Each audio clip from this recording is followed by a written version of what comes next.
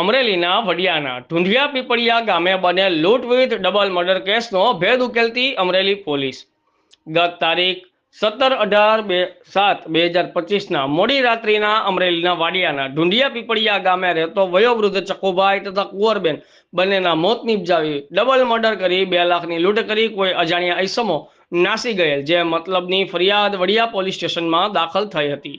અતિ ગંભીર પ્રકારનો આ બનાવ બનતા અમરેલી એસપી સંજય ખરાતે આ ગુનાના આરોપીઓને શોધી કાઢવા કડક સૂચના આપી હતી। આ અંગે નાયબ પોલીસ અધિક્ષક અમરેલીના ચિરાગ દેસાઈના સુપરવિઝન તળે 50થી વધુ પોલીસ અધિકારીઓ કર્મચારીઓની ટીમો બનાવી અંગત બાતમીદારો અને ટેકનિકલ સોર્સ દ્વારા તપાસ કરતા 4 શકમંદ ઈસમોને રાઉન્ડ અપ કરી સઘન પૂછપરછ કરાતા આ ગુનો તેઓએ કરેલાની કબૂલાત આપતા આરોપીઓ રામજી ઉર્ફે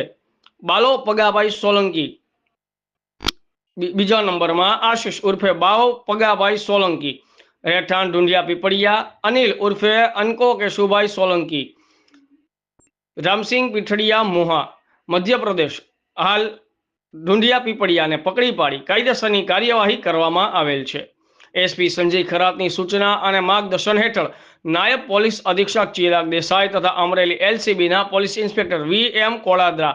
SOG police inspector RD Chaudhary, LCB police inspector KD Hadiya, MD Gohil, RH Ratan તથા વડિયાના એએન ગાંગણા તથા અમરેલી સિટીના PSI MB Gohil, NB Bhatt તથા એલસીબી અમરેલીની ટીમ એસઓજીની ટીમ જોડાઈ ગુનો ડિટેક્ટ કરી કામગીરી હાથ ધરેલ છે।